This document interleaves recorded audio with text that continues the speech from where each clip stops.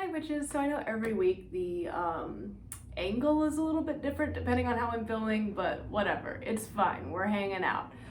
Yeah, so it's almost the end of May. I think actually today is the last video that I'm making in May, so if you've stuck with me this long, thank you so much. I got like a huge influx of subscribers recently, so hello everybody, like I see you and thank you for subscribing to me. I very much appreciate it. So I hope we have talked about deity work enough for you guys. I'm probably gonna mention it a couple more times, like throughout the, the rest of the year. But yeah, if you guys ever have any questions, let me know. That's kind of what this whole video is about.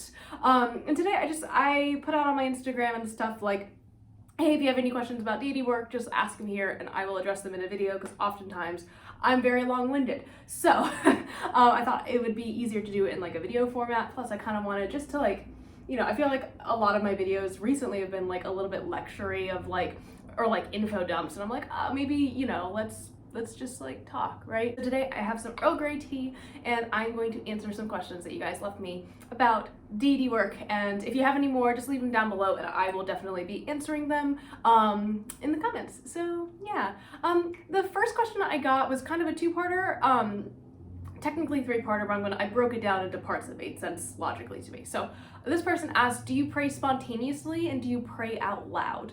So that's question number one. And for me personally, it kind of depends on the situation. Generally speaking, the most common time that I pray is during ritual working. So it's usually like whispered kind of, but more often than not it's in my head, and it's just kind of like that private dialogue that I have between myself and my deities. But occasionally, like, if I'm really feeling it or something in the moment, I will I'll occasionally say some stuff out loud, but never at like an actual talking like tone. It's usually more at like a whisper. That's me personally. It kind of is up to you how you want to do that in your practice, but you do not have to like pray out loud. Yeah, within the ritual context, I do pray, and that's usually when I do, and I usually do it in my head. So yeah. The second question is, do I recite pre-written prayers? And again, this kind of depends. I have written prayers for my deities that I have then recited, but I like came up with them and like wrote them down first, so that's pre-written. But a lot of the times it's kind of improv and it's more conversational than like a regular prayer. I think there are some beautiful prayers that pagans have written for various deities. So if you find one that you like, that's amazing. Like that's awesome. I just like, for me, I'm always a little bit hesitant with that because like it feels like going to church and like reciting something out of the Bible, even though it's totally not. Like, I don't want anyone to think that I think that. For me, it's more, I like the more spontaneous kind of like, speaking from the heart aspect of prayer versus the Our Father who art in heaven kind of thing. Though that kind of stuff is kind of cool in a cinematic way. But yeah, generally speaking, it is, not pre-written. It's not like pre-thought out. It's just like whatever my brain wants to say at that time, and it's more conversational for me personally. I know a lot of covens do have pre-written prayers. Again, it's a little bit too organized for me. I'm more of like a free-form type pagan, I guess, which is why I think I've been solitary for as long as I have been. But yeah, prayers are fun. There's a lot of creative freedom within the avenue of prayer, I think, and that's really cool to me. So yeah. What do my daily devotions look like? Okay, so I'm definitely not as good at like about this as I should be, especially recently, just because like my life's crazy. But like whenever I do work with my deities, which is at least on a weekly basis, usually like 3 to 4 times a week, I will light the candles on my altar and I will talk to them, maybe light some incense. It doesn't have to be that hard or like that, complex. Usually it's more of a like light candles and speak, maybe draw a tarot card, maybe light some incense, but nothing, major, just acknowledgement. I feel like some witches believe, or like especially beginner witches and myself included, believe that like you have to do all of this ritual work and you have to go through and, have herbs and candles and yada yada. And sure, that's great. That's technically what I want to be doing all the time, like 100% of the time. But not all magic is like that, not all witches work like that. So just be aware of, some differences within your practice versus others, and don't feel like you have to be, do this whole performance thing. Like, you don't have to unless you want to. It can be as simple or as complex as you would like. I am very theatrical as a person, as you can see just from my altar, so more often than not, I go like a little bit extra when it comes to like regular ritual workings, like full moons, new moons, etc., holidays, stuff like that. But day to day, it's kind of just lighting candles and talking. So yeah. So the next question is, are your deities always with you, or do they come only when you invoke them? So I'm kind of the belief that they are, you know, always around, but not necessarily paying like laser focused attention until I'm like, hey, can you pay attention to what I'm doing right now?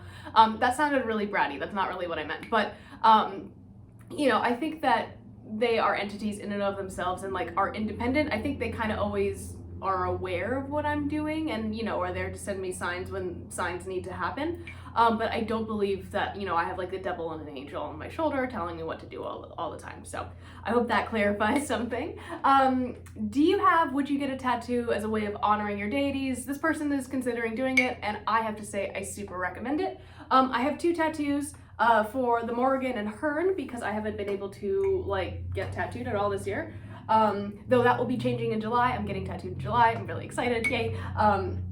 But yeah, I have one on the back of my neck here, which is going to be hard to show you. I have another one here on my chest. So the one on my chest is a like Celtic knot, and that's for the Morgan, and then I have a moon with antlers and an arrow on the back of my neck. So it is, which I think is really cool. There's pictures on my Instagram if you guys want. It's linked in the description. But it's gonna be hard for me to like finagle in a video. I definitely recommend getting tattoos for your deities.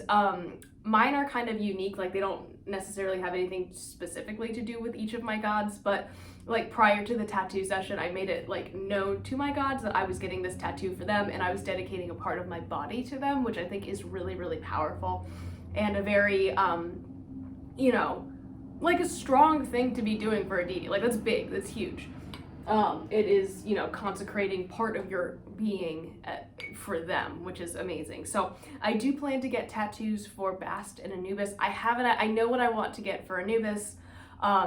And then I also kind of know what I want to get for Bast, but I want to like really nail that down. So I'm definitely sure on that. But the Bast one, I think I need to do a little bit more like thought on. So hopefully I can make a video about that later this year, if not early next year. So yeah, tattoos are great. I have like a ton of them, so I'm probably gonna be the person to enable you to get a tattoo.